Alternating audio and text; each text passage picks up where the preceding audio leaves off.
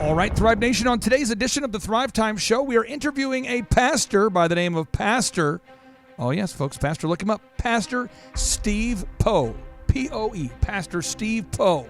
And on today's show, he's teaching one of the most important topics that we've ever discussed on this show as it relates to business. The most important business show we've ever done, I believe, is today, because he's talking about his new book, which is called Creatures of Habit.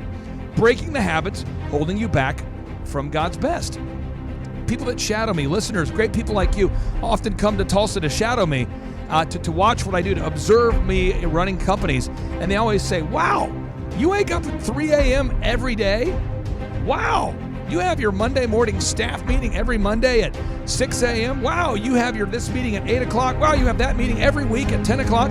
Wow, once you start to shadow and see what I do on a daily basis, or you spend time studying people that are more successful than me, you're going to discover that successful people are people of habit, creatures of good habits, people who have intentional habits, people who are intentional about designing their lives to be the way that they want them to be. Successful people are intentional about diligently applying principles on a daily basis. But now, what if you find yourself implementing bad habits? Well, if you implement bad habits, you find yourself going the wrong way on a daily basis, pretty soon you end up finding yourself living in a van down by the river. I don't think anybody sits down and says, I want to be a not successful and I want to end up living in a van down by the river. But if you implement bad habits often enough, even good people will end up living in a van down by the river.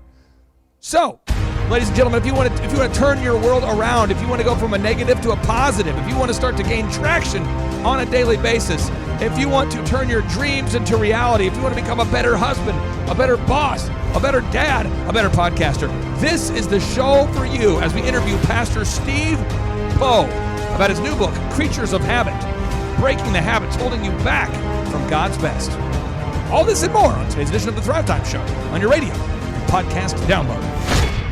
Yes, yes, yes, and yes. Thrive Nation, on today's show, I am fired up. And you might say, well, why are you fired up? Well, one, I'll tell you, folks, every day we have on this earth is a gift from God. And what we do with that day is our gift to God. And some of us get in these dumb doom loop habits. We started this dumb habit maybe a decade ago, maybe a month ago, maybe a year ago. And then if you do a bad habit often enough, pretty soon you find yourself wondering, how did I get here? Now, the same is true when you have a great habit. You put a great habit in your life, all of a sudden, Thrive Nation, you can have massive success. And I'm excited because we have a man on today's show that's going to teach you how to develop unbelievable great habits. He's the author of the new book, Creatures of Habit, Breaking the Habits Holding You Back from God's Best. Ladies and gentlemen, without any further ado, it's my pleasure to welcome onto the show, Steve Poe. How are you, sir? I'm good, Clay. Thank you for having me on today.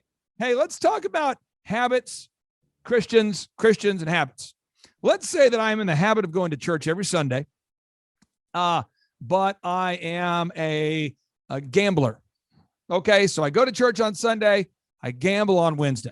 Go to church on Sunday, gamble on Wednesday. And it started out, I just went one time with the fellas, then another time, and now I'm stuck in that doom loop. What does your book, Creatures of Habit, Breaking the Habits Holding You Back from God's Best, what is that book going to do for somebody who reads it and applies what they're learning? Well, it's going to help you break the bad habits in your life. I mean, I've dealt with, in the book, Clay, I dealt with 12 specific bad habits that I struggle with.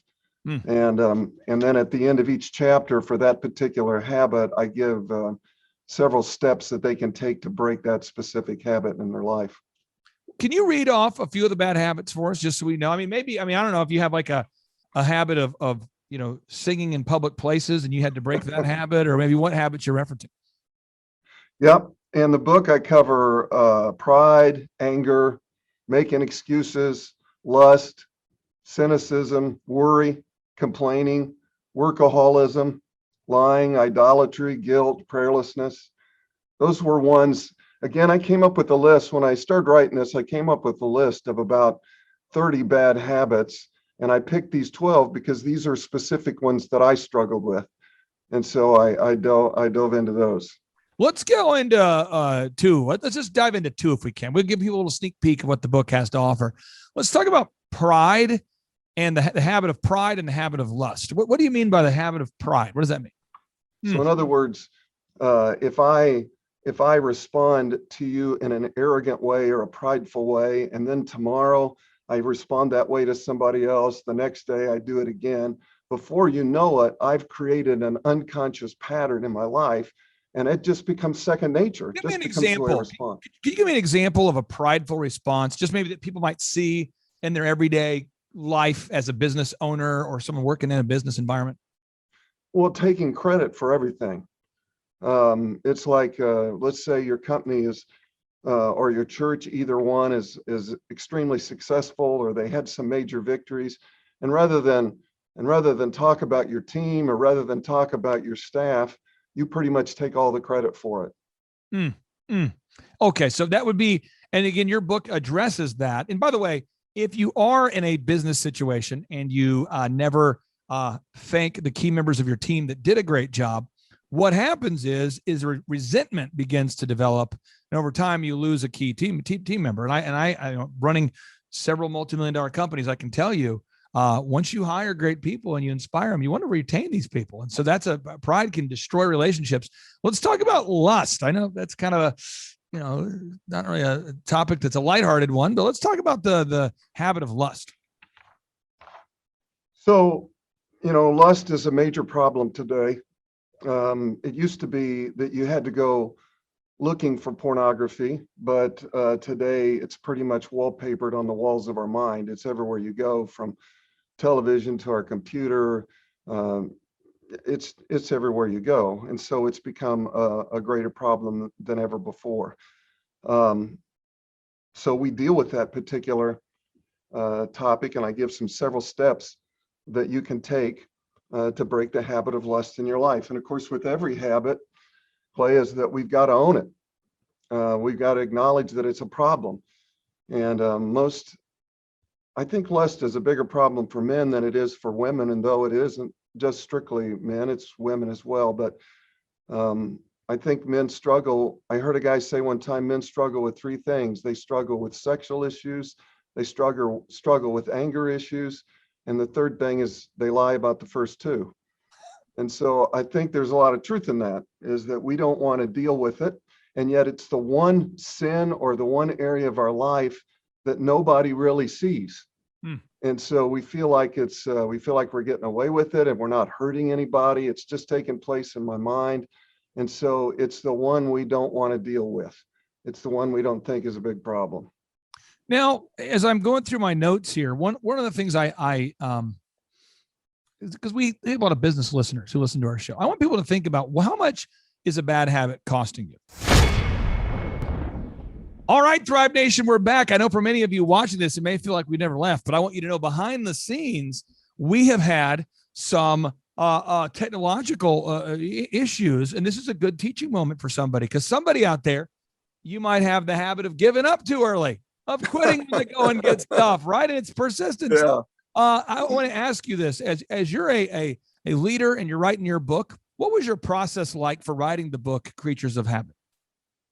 Well, again, I picked these 12 habits because I struggle with these 12 habits. So it was a lot easier for me to be able to do research on it because I was curious for my own benefit. And so I learned a lot, obviously, doing this research. So these do you find that these 12 habits you discuss are maybe common habits that people struggle with? Or are these some of the most common negative habits that people may have? Yeah, I think they are, Clay. I think that probably most people struggle with all 12 of them to one degree or another. Some are worse for you than others. Like, obviously, there are a few of them that are really struggles for me and others not so much, but they're all a struggle. And these are a struggle for Christians and non-Christians. Absolutely. Absolutely, they are. Find somebody who you attends your church, someone you know, someone you love, somebody who's wants to be Christ-like, and they almost have this infinite doom loop of cognitive dissonance because they're frustrated with themselves that they can't kick the habit. Absolutely. That is, when we invite Christ into our life, Clay, he breaks sin's hold on our life. Sin has a grip on us before we're believers. And once we invite Christ into our life, he breaks that hold and he gives us the power to say no to sin. And so all the time I have Christians say, I don't understand. I've been a believer now for 4 years or 5 years, 10 years, and yet I still feel stuck in my spiritual life. And I don't understand why. And the reason they're still stuck is because they haven't dealt with habits that they've established over years. And just because you're a believer or Christian does not mean these habits are going to go away. You have to be intentional. You have to take the steps necessary to break those habits in your life. And not that you need to sell me on your career, but somebody has not heard your name before. What was kind of your background? Walk us through. I mean, how did you grow up and when did you get involved in ministry? Well, I grew up in the 70s and became a believer in the 70s. I felt like God had a call in my life at that time, but I didn't want to go into ministry because, quite honestly, I had this entrepreneurial thing going on in my life. I wanted to be in business. So I ran from God for several years. I started opening up businesses and was fairly successful with those businesses. Had a commodity trading company, owned a radio station, had 3 restaurants. So I was doing really well, but the whole time I was running from God. Running from God the whole time. Yeah. Well, now, most people didn't know that because I was attending church on a regular basis, but I was not being obedient to what God called me to do. I want to ask you this because this is interesting. 1 Timothy from the Bible, chapter 6, verse 10 reads, "For the love of money is the root of all evil, which while some coveted after, they have erred from the faith and pierced themselves through with many sorrows." When it says for the love of money is the root of all evil, can you break that down? What does that mean? Well, again, the key is when you said the love of money, money's not the root of all evil, but it's the love of money. It's the lust for money, the passion for money, the heart that drives us. It becomes a priority in our life. Whenever that becomes a priority in our life, it becomes idolatry, it becomes an idol in our life. And to that point, it then can become an addiction, or in other words, exactly what we're talking about today, it can become a habit. And so the love of money can drive us and create greed or a habit that just becomes second nature, becomes our priority. I just, it's interesting as you and I have been dodging the technological landmines this morning. I have appointments that I have booked, and so I had to move stuff around. So I was just on the phone with Floyd Brown, who runs a Western Journal. It's a massive publication. And I was just talking to Floyd. And what's awesome about working with Floyd is he's a believer. He loves Christ. He also understands math. And so Floyd, the entire reason that Floyd built the Western Journal platform is so that Christians can have a news source to read that is written from a Christ-centered perspective. But he's also understands that there are expenses that need to be paid, and therefore it must be a profitable entity.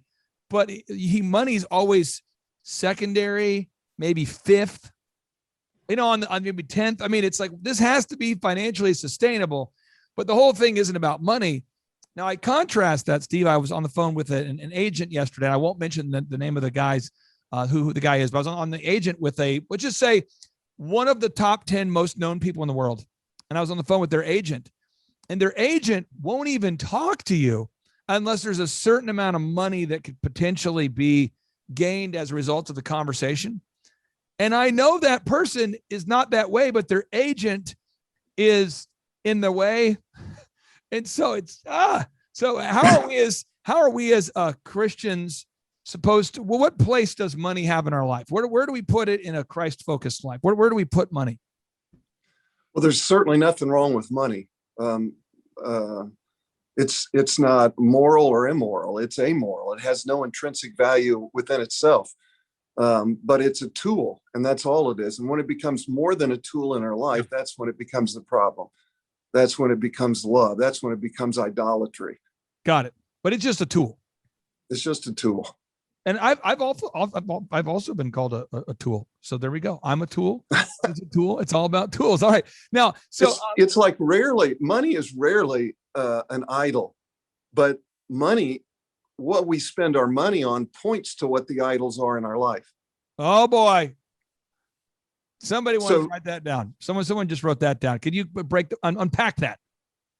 So it's like, I don't know you well, Clay, and you don't know me, but I could tell what is important to you by looking at your checkbook or by looking at your credit card statement, because we will spend our money on the things that are important to us. So money is typically not the idol. It points to the idol in our life. Got it.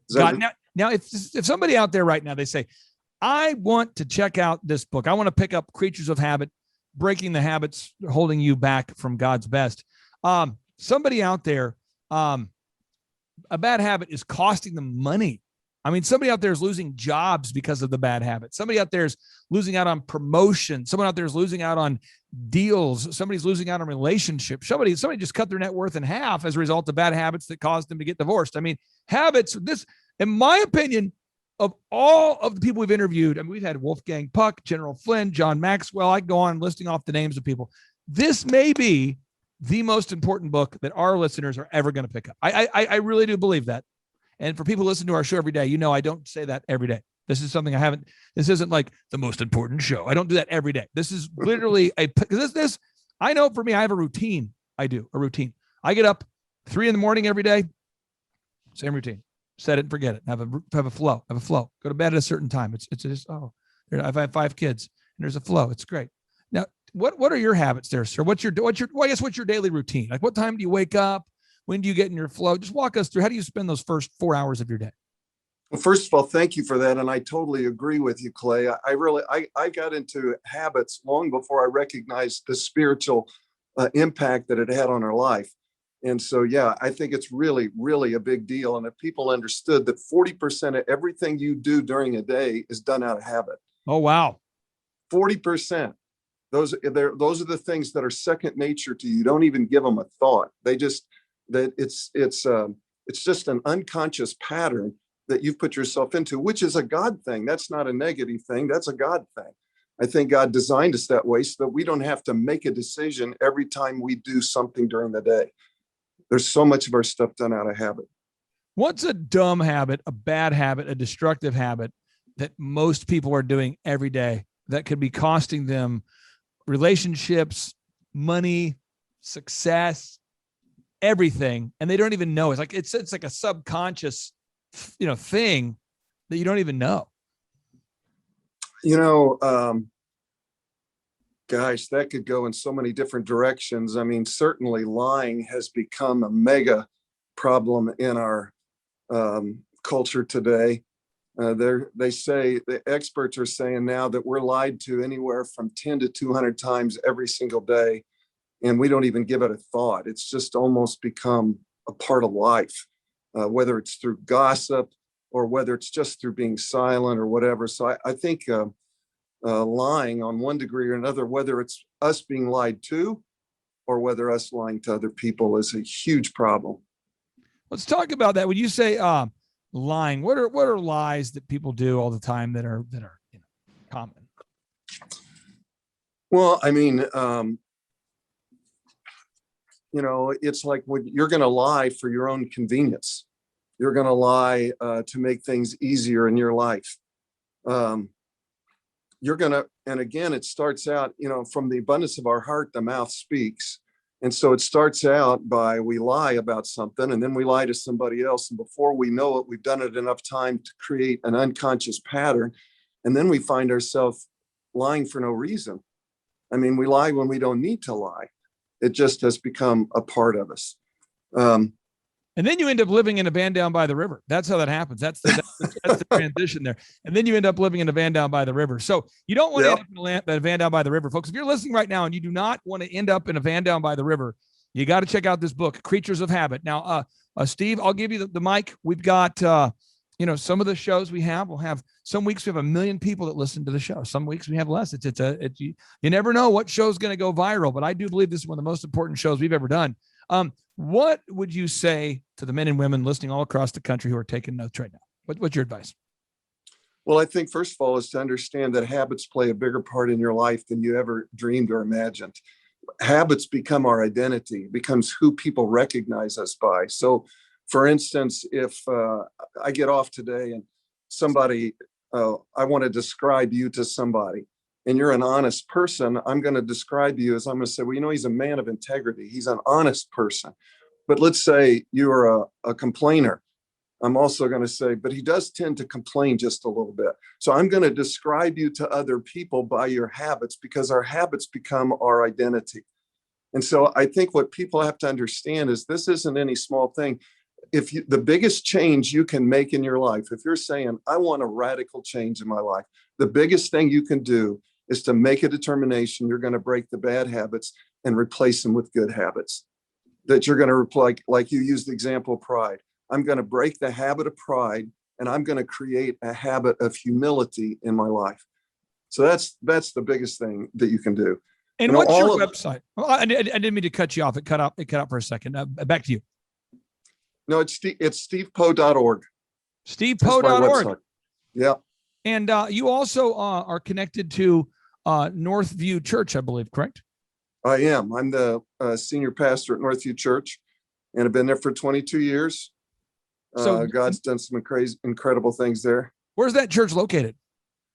Well, we've got 12 campuses, and our main campus is in the Indianapolis area. And then we have campuses all throughout central Indiana.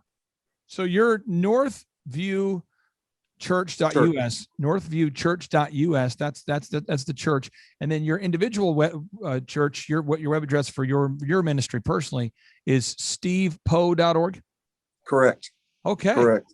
Well, Steve, I appreciate you lowering your standards by 4 to 10% and agreeing to be on today's show.